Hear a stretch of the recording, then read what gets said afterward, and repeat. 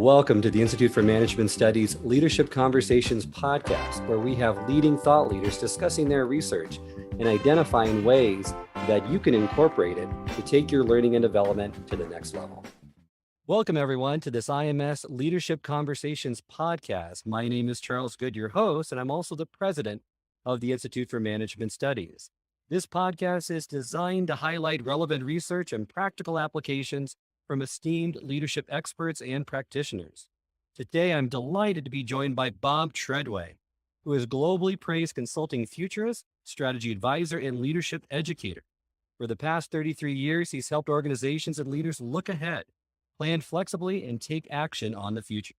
Clients like Gillette, Berkshire Hathaway, ExxonMobil, Hilton, the Federal Reserve and AT&T, to name but a few, use his services to help them understand uncertainty, anticipate coming events, make better decisions, and develop robust strategic plans.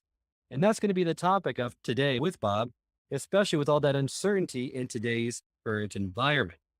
But before we jump in, Bob has a very eclectic background, and I wanted to highlight some of his former jobs and get more insight into how he navigated this very diverse career path, which includes an engineer for bridges, broadcaster, college professor, business broker, and strategy consultant. Welcome, Bob, and thank you for joining me today. And I'd love to gain some insight because that's a lot and a very diverse mix of different professions. Early in life, I had trouble hanging on to a job. Might be one way to look at it. But truly, the market has kind of taken me in various directions, and I've looked at several ways to kind of fulfill my wishes on what I wanted to do as a professional. And that's what kind of led to the succession of things that I did. There were also a couple of incidents, kind of trigger events, as all of us should be looking for in my life. One of them was getting drafted into the Army during the Vietnam War. I'm old enough to have done that, which changed my career path from engineering into broadcasting. And then some things that my clients did when I was consulting to broadcasting clients after I left it took me out into a wider world, which led to the work that I've been doing, as you said, for the last 33 or so years. So, I think you got to roll with the punches and take the advantages as they come.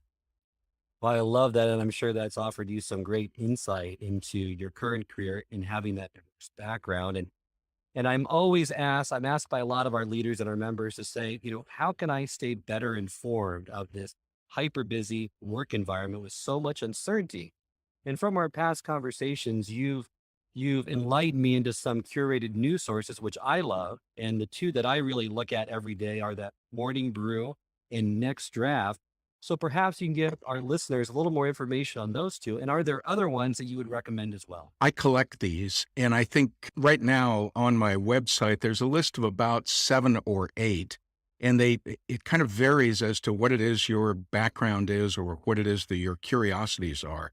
And these have been sort of, although I'm on the lookout for them, many of them have been given to me by either people in settings that I've been in or strategy meetings or IMS sessions. You mentioned a couple, Morning Brew, which is and all of these are free. Morning Brew is a free newsletter that comes out daily that kind of informs you of what's going on in the world of work and the world of business in many cases. I like it a lot, and you can go find it by just putting in morningbrew.com into your browser. You also mentioned one that's a little unusual, kind of quirky and offbeat. It's Next Draft, all one word, .com. There's a venture capitalist in the Bay Area, in the San Francisco Bay Area, named Dave Pell, who had started doing this for free years ago. I think he's now on his at least I think I've been a subscriber for 6 or 7 years at least. And he kind of develops a top 10 from the internet. He's nicknamed the editor of the internet, and he'll show you some things that you would have missed, and they're compressed into an email that comes to you, so you can click on the links and go further into the stories. And that's what many of these suggestions are that I've passed along. They're pragmatic approaches to saving you time and allowing you to see some things that are out of your normal scope of vision. And that's the objective. I'd say one more that I recommend that I think is probably my top vote getter when I sort of survey people as to what they found useful, and that is Quartz, QZ.com or QZ.com if you're up in Canada. It's a free daily newsletter, but it has capacities beyond that. Many of these organizations have expanded out into even deeper information sources. But those three, I think, are three top ones that I would suggest to everyone. And what you want to do is not change your habits, but you might want to say, hey, can I devote 10 minutes a day to making myself better informed by choosing just one of these? And as you know, many of the participants that we've had in IMS sessions have found that one of the first things that they want to commit to as they return to their workplace. Well, and you're right. I mean, there's so many different news sources out there, and this really saves you time. It gets reliable, accurate data, news, depending on the one that you choose, so that really cuts down the time. The other thing that I found to be helpful too is that I just recently subscribed to pocket.com. And that's a way then to save these articles into one source, right? So that you can have them all in one repository in your account. It's a free account. And that's been a huge time savings as well, because there's always something that I want to send to someone, post somewhere, and that allows me to just put everything into that one source and then curate it from. And here's what people like me do. They hear something like that, and I'm a user of Pocket myself, and think, that's something I had to mention in the seminar. So, I appreciate mixing with people and being kind of a repository or a channel to pass these suggestions along to people who want to be better informed and who want to be looking ahead, which is the whole crux of what it is that I do with the Institute. Well, and kind of extending that crux, I mean, let's go through some of these forecasting techniques that you found to be effective throughout your 3.5 decades in the industry. And I'd like to just touch upon some of the bigger categories. And then if you could provide an example of each one, because I love the first one, let's first talk about the Harbinger zones. And Harbinger zones are those bellwethers, early adopters, leading edges, or precursors. You have an interesting origin story for bellwether, which I always remember. But then, tell me about how we can use those to then predict something meaningful going on right now. Bellwether is an ancient term developed back in the medieval ages, and it refers to the practice of hanging a bell on a castrated male sheep in a sheep herd. And shepherds used that bell to be able to hear where the herd is going, to be able to locate them, and to see what direction they're moving in. So it's used today as a term to kind of identify those areas that are ahead of others. So for instance, we find that technology adoption might take place in a younger age group than it would in an older, for instance, or certain fields have cutting edge aspects to them like artificial intelligence or genetics or robotics and those kinds of things. I came across in my scanning a unique example just in the last few days. One of the newer sources I've been using is called The Hustle, and they have come up with they've identified something that developed through research in the last 5 years called harbingers of failure. And what these are customers on product tests that have adopted all of the wrong choices. They've been really bad at forecasting, and it's great information. For instance, here are some of the products that they have really glommed onto over the last decade or so. Crystal Pepsi, which you've never heard of, very probably, watermelon Oreo, Frito-Lay lemonade, and one of my favorites are the Colgate kitchen entrees, like Colgate lasagna. Wow. Don't those sound like great products to you? That's one of my favorites. Or Cheetos lip balm. And they've been able to identify these people by demographics and location. There are certain zip codes that are full of harbingers of doom. And these give you the idea of what it is that you don't want to do. Kind of an interesting sort of a forecast. So yeah, that's quite entertaining and interesting because you learn a lot more about failures than you do with your successes. But it's interesting to see that all those products came at least into a beta form of development, right? And right. Someone thought at some point they must have been in demand or going to be somewhat successful. I I would question that motive now, but hindsight's always 2020, I guess. Yeah, and so yeah, there's kind of a reverse psychology there that certain products don't do well in some of those areas. But the information that is surprising is oftentimes even more interesting than those that identify necessarily the slam dunk successes. Right. Surprising. Uh, Well, let's move into the next one, those micro indicators. And those yeah, are those small pieces that move with the whole system or network. And I love the example that you use that a grocery indicator is egg sales in Indonesia. So if you could go into that in detail. yeah. I'll correct that. In the visual you're looking at it, there were two different things. The grocery indicator is something that a CFO of a fairly large grocery chain told me was that he could predict the gross margin and with accuracy in any of his stores, whether it was going up or going down in any economy based on the sales of one brand name product. Now I got it. Yep. Charmin, right? Yeah, exactly. It was Charmin tissue, which was the indicator in bad times or stressful times. And of course, we've had a That played straight. out very well in the COVID pandemic. The egg sales in Indonesia was something I got from a question that I love to ask leaders, which, who've been running large organizations, which is, what is your metric? What is the thing that you watch that gives you a leg up and a forecast of something that's coming? And I asked it of the CEO at the time of one of the largest grain companies in the world and one of the largest closely held companies here in the United States. And he said, egg sales in Indonesia.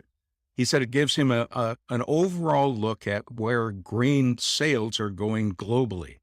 And the reason is that Indonesia is the largest by population Muslim population, and their primary grain source is chickens and eggs. And the government there tracks that statistic very carefully. And he's been able to track that way. I'll give you another one that, will ring true for people as they hear news in these days, and that is sewage analysis in American cities for two things: COVID presence and opioids. That's been going on for the last several years, and it gives us an indication of where cases are rising and falling in the United States, and also opioid use, to be able to identify where mitigation efforts have actually been successful. That's interesting. I didn't even know that anyone was examining that. So it's Yeah. good to know. So let's move then to the upstream looks. And these are 2 to 3 steps up in the timeline, right? The cause and effect timeline that will give us some indication. You have a great example with the Powell Street BART station on how to use it. But if there's another example that would connect or resonate, or the construction example that you used. Yeah, I think the one regarding the revenue for the city of San Francisco, the system here in California does not allow many municipalities to see what their revenues are going to be, because they're mostly based on sales tax revenue, which is collected by the merchant, forwarded to the capital in Sacramento, and then it may be months before that information and those funds actually return to the city. Makes it extremely difficult to budget.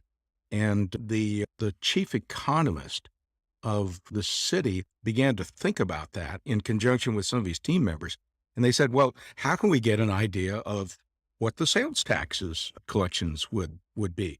And the merchants won't share that information, but they used kind of a workaround. They went to the BART station, the light rail station that's closest to the biggest shopping district in the city of San Francisco, and then looked at their Saturday turnstile numbers and compared those to what the revenues were coming back from Sacramento on an adjusted time frame.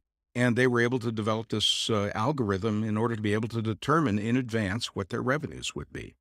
There's a lot of things that you can understand by looking upstream. For instance, I often ask in a quiz with participants in education sessions, how would you determine, whether or not construction is going to take place a year in advance? And there's a lot of factors there, but one of them is looking at the development of construction plans out of the architecture industry. There's a lot of things that you can see if you look at where they're coming from before they arrive. That's great with that upstream look, but how about those signals that are hiding in plain sight? How are we better able to identify those that may be misunderstood or overlooked or even ignored? Yeah, I've been doing this for a long time now and with a lot of different clients. A lot of things that are in the news, sometimes we fail to recognize what the after effects are going to be, what the implications are going to be. But there's also an awful lot of things that are just kind of there that some people who are thinking analytically about them can identify. And I'll tell you a story goes back a long time, over 20 years in my practice. I was doing a board briefing for a large telecommunications company. At the time, I was working a lot in that industry. And one of the things that I presented the board with was a bit of a boilerplate on how to look into the future. And one of the tools I showed them was something I use in IMS sessions called the cone of relative certainty. And it says that, hey, let's stay here in the present, look out into the future, and look at the range of uncertainty as it moves out there. Does it get narrower or does it get wider? And it obviously gets wider. And I got that out of my mouth, and one of the directors of that organization stopped me. And I mean, he literally almost yelled at me, "Stop." And he said, "I have never seen it presented like that before." He said, "Tell me something."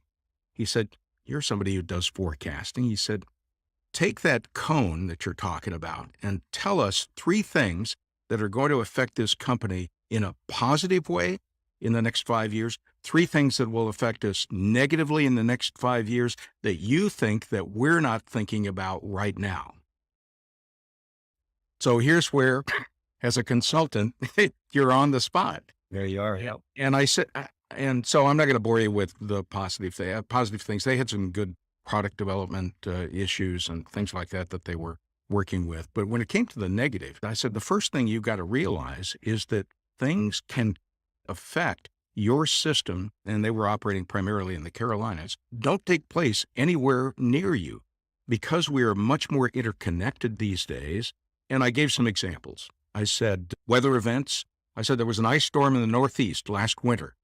It took down the financial service systems that support ATMs, so you couldn't get cash out of a machine in San Francisco because of all the ice that was in New York State.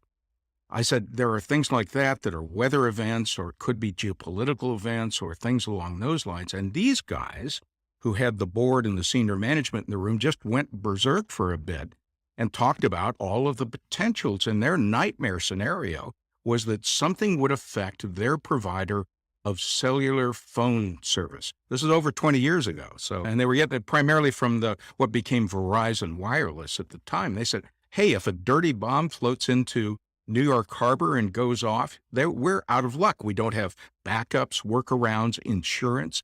And they talked about that on mid-August 2001 in North Carolina. And on September 11th or September 12th it was of that year, I got an email because the phones still weren't working real well from the CEO saying, how did you predict that? So he was talking about 9/11, of course, and I wrote him back and I said, I didn't predict anything. I said there was a 75% chance in the next 5 years that this could happen and you should be preparing for it, and asked him how the system had gone. And they had done some things. They had backups. Their wireless system for their phone company did not go down. So there's an example. Those signals were hiding there in plain sight, and examples of them, like I just mentioned. No, that's great. And it's nice to have these tools now, right? That everyone can use. And if you know where to look, then you can provide these insights to your organization as well. So like what they did, I'd like to put you on the spot just a little bit and talk about a COVID forecast and where you think things are going now, right? Because starting this year, it accelerated again with the new Omicron variant. Yeah. There's a lot of stress, burnout, exhaustion by individuals saying we're 2 years now or almost 2 years into it. Mm-hmm. When is this going to end? How do you think it's going to impact my life, my business, how I work? And really what I'm seeing a lot with organizations is hybrid work and really how this is going to affect hybrid work in the next, let's say 2 to 3 years. So a couple of things. First of all, on forecasting, and I'm glad you're using that term because the thing I often start out working with clients on is to tell them not to predict. That prediction is really foolish. And now you're hearing it from some of the pundits as we talk about COVID. And I prefer forecast, and my definition is looking into the future with uncertainty taken into account, meaning that you talk about potential events in terms of percentages or odds or those kinds of issues. And that a forecast is only a point in time, that it changes with the furtherance of time and when you get new information. So I do forecasts, and I try to forecast in ranges, and I'm not going to pop up a visual here, but I started making forecasts for clients on COVID back in about late July and August of 2020. And one of the things that I tried to show them was that what are all of the factors that are going to go into this, including, you just named many of them, resurgence. And we talked about variants right up front in those days. And my timeline for returning to a substantial degree of normalcy was out in 2022. And people thought I was crazy. This is going to be over in 6 months. But now we've learned through two variants that have really set things back. And now we're looking at the variants of Omicron, which we've had right now, et cetera. So there's a great deal of uncertainty. How do you do that? Well, how do you forecast that? You look at potentials, et cetera, and you look at the things that you can count on. And you just named one, Charles. Hybrid work looks like it's going to stay with us post-pandemic. In other words, the ability to be able to communicate like you and I are now on this platform, as well as the ability to be able to be face-to-face. And companies thought they were going to be able to get people back into buildings, back into office space early on. Now they've set that back, and now we're in sort of this morass of uncertainty. But there's one thing that I'll hang my hat on, and that is I'm 95% certain that hybrid work survives beyond this. And part of it is signals that have been hiding in plain sight. There's been a desire to do this for maybe decades. I can remember doing internal work with the Social Security Administration, and one of the biggest internal issues was the inability to do distance work. There were certain categories within the organization that allowed that, but there's deep resentment from an awful lot of employees who weren't able to do that, despite the fact that their jobs would permit that to a certain extent, or certainly through security means. So a lot of these things are going to be there for a while. Now, the forecast that I was developing back in August of 20, I was saying March of 22 or later. And it looks like we're there. I don't know if we're going to be back to normal. My wife and I would love to travel again, but right now it is just difficult as the dickens to go outside of the U.S. borders, for instance. And organizations are finding that an interesting new development on the issue of hybrid work is that if people can work offline remote, or work, I should say, online remote, they have a certain level of stress. The least amount of stress among employees is in the example of those who can actually go back into the office now. But those who are doing hybrid work are some of the most stressed and exhausted that we've found anywhere in the workplace in America. You may be familiar with that situation. So there's what I'm saying. I'm saying, hey, later.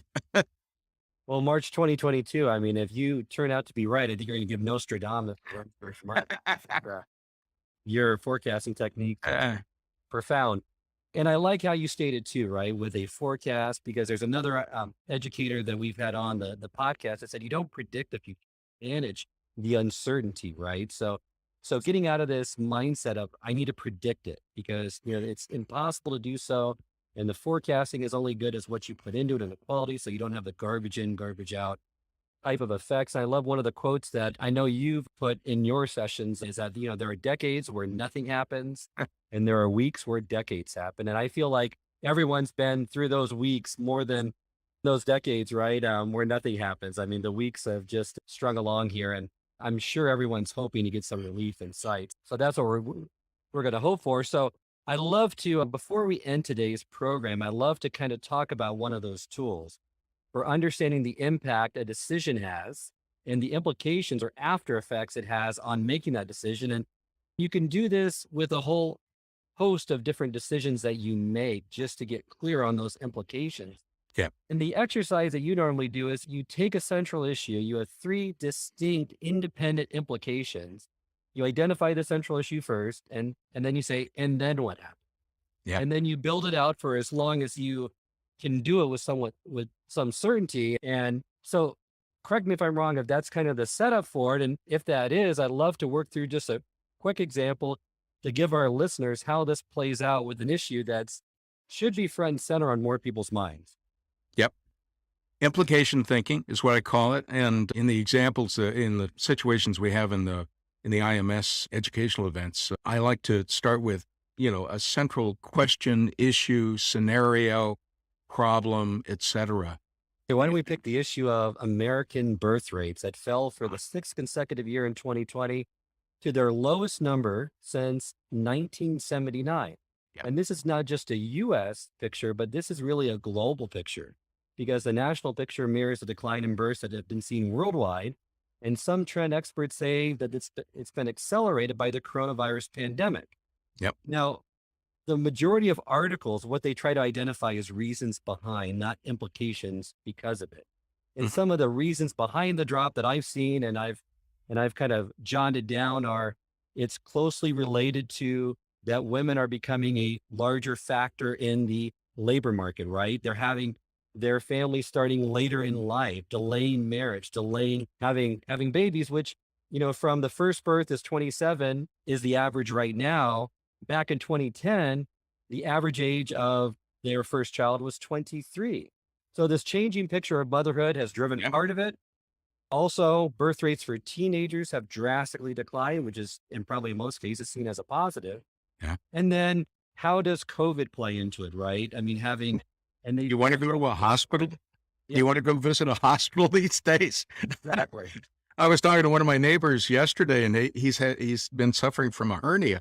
And he said, I need to have it repaired, cleared to have it repaired, but I can't get in for maybe another 2 years because of the backlog of cases. So there you go. The canceling of elective surgeries is one implication of COVID, right? I mean, it's hitting the healthcare system, but let's focus on this declining in births. What are the kind of the implications that result from this fact, which we've seen this pattern happen? I mean, one I would argue is retirement and Social Security benefits are going to be reduced, right? So the retirement's going to be hit in the US. Looking at the US here, not necessarily looking at it from a global perspective. What are your thoughts on that?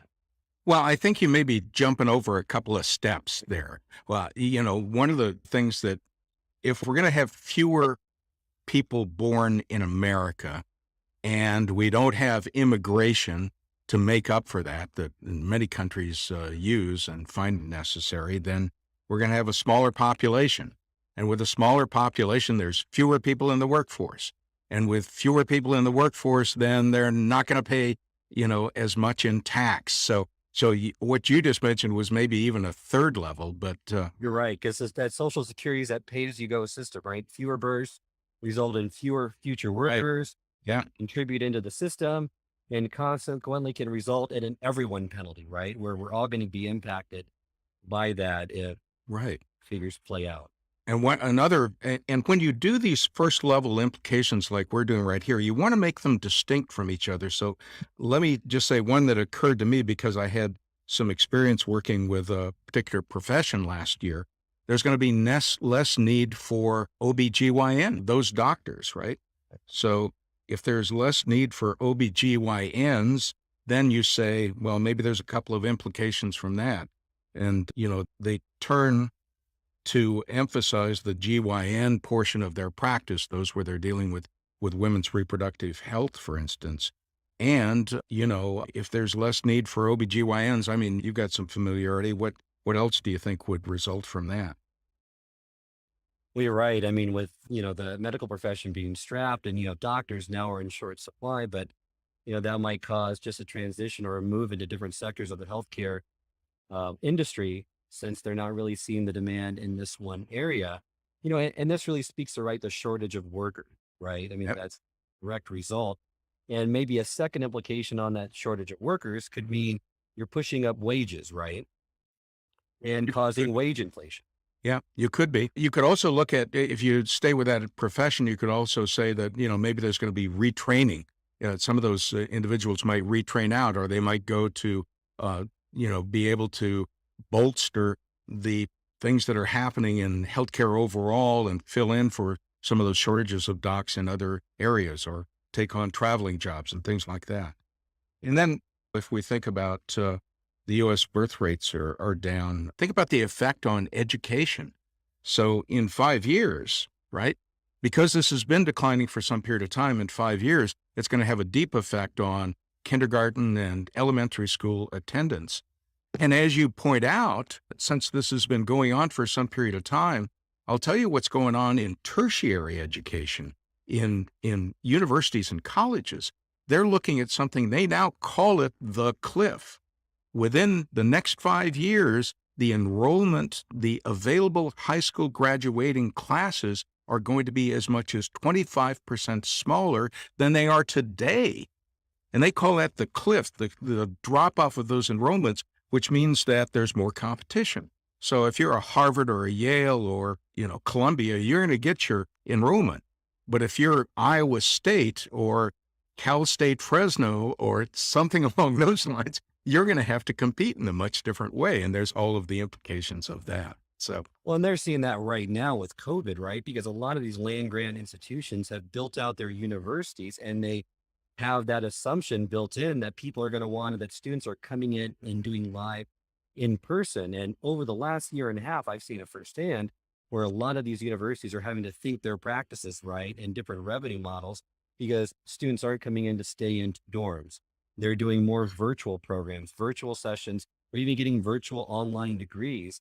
And how is that going to change the face of education, which could be a whole nother central issue, right? With how this is going to be impacted moving forward. And it's one thing for purely academic, and I mean, really almost, those kinds of things that can be done online.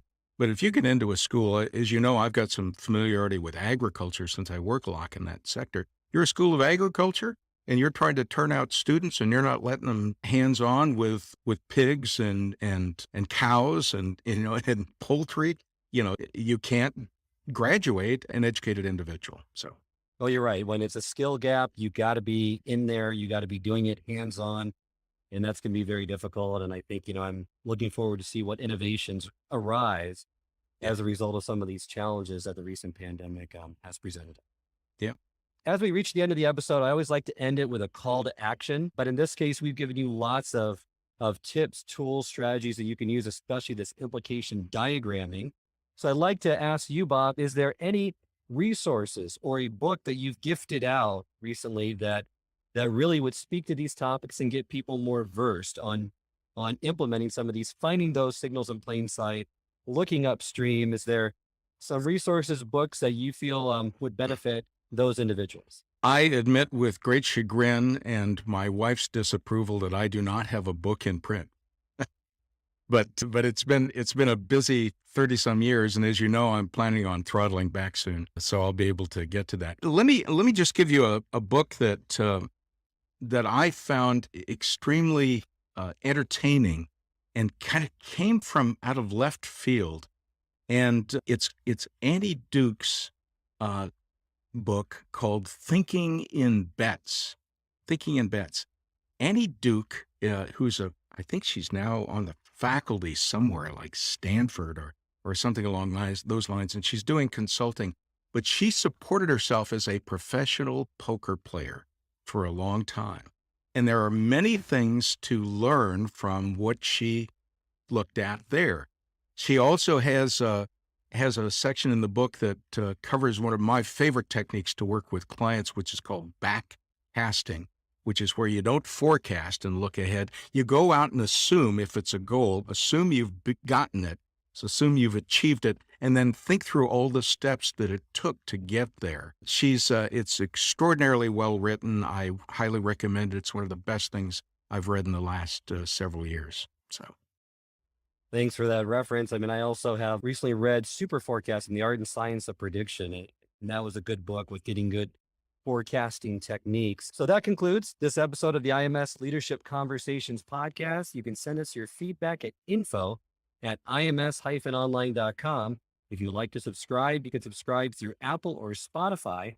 We can also be accessed through the Institute for Management Studies website at ims-online.com. And until next time, then, remember, it's not what you know, it's what you do consistently that makes the difference. Take care.